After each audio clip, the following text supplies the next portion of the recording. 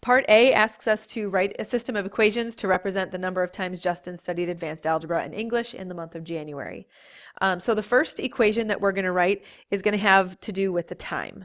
So that's going to be the time he spent studying for each subject.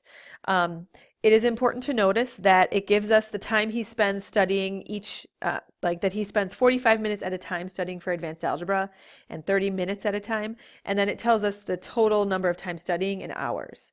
So what we're going to do is rewrite, I think it's easier to rewrite our minutes as hours. So up here at the top, I'm going to make a little note, 45 minutes. If we did 45 out of 60, the decimal we would get is 0.75. So 45 minutes is 0.75 hours. And then similarly, 30 out of 60 would be 0.5. So that means 30 minutes is 0.5 of an hour or half an hour, which makes sense. Okay, so I'm going to set up my first equation dealing with time. I'm going to take the amount of time Justin spends studying for advanced algebra, which is 0.75 of an hour, and I'm going to multiply it by the number of times he spends studying advanced algebra. And then we're going to add that to the amount of time he spends each time he studies for English times the number of times he studies for English. And then it tells me that the total number of hours that he spends studying for both of those classes is 19.5. The next thing we're going to do is write our second equation, and I'm going to highlight a sentence here.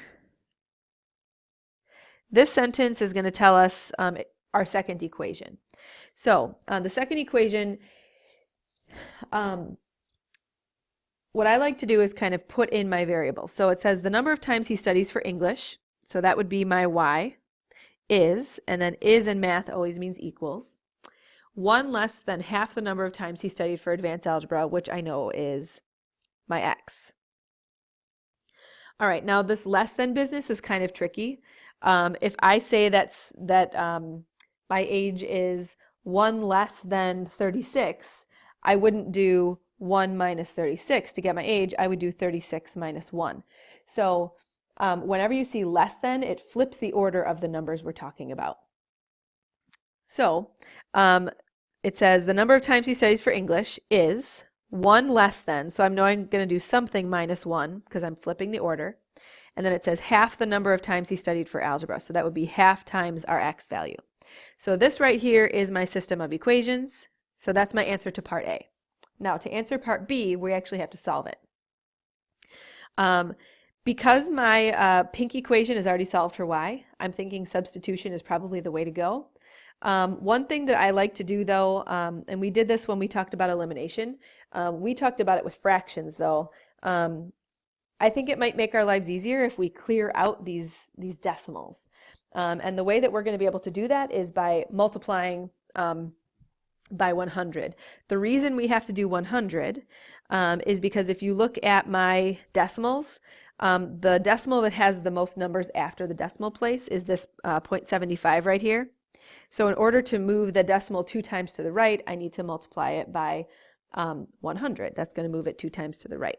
So I'm going to do a little scratch work right here. So I'm multiplying this entire equation by 100. What that's going to do is it's going to move all my decimals over 2 times. So 0.75 is going to turn into just 75. 0.5, since I'm moving it over twice, I'm going to have to put in a 0 here, so it's going to turn into 50y. And then same thing with 19.5, I'm going to move it over twice, so it's going to turn into 1,950. And then my pink equation is going to stay the same. So now what I'm going to do is take my red equation, I'm going to rewrite it down here, 75x plus 50y, but instead of y, I'm going to put the pink equation, which is 1/2 x minus 1. And then that equals 1950. So now I have only x's, so I'm going to be able to figure out my x value here. So I have 75x plus, and then I have to distribute this 50.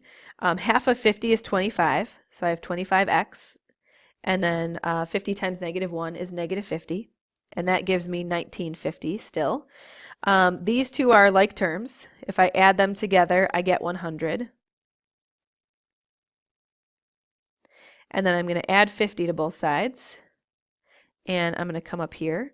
So I get 100x equals, and then 1950 plus 50 is 2000, divide both sides by 100, and I get my x value, which is 20. So this means that Justin studied 20 times for advanced algebra. And now I need to take that information and use it to help me figure out how many times he studied for English. So I'm going to take this 20 and I'm going to plug it in to my pink equation for this x right here. So this 20 is going to go in for this x here. So I'm going to have y equals 1/2. Instead of x, I'm putting 20 and then minus 1.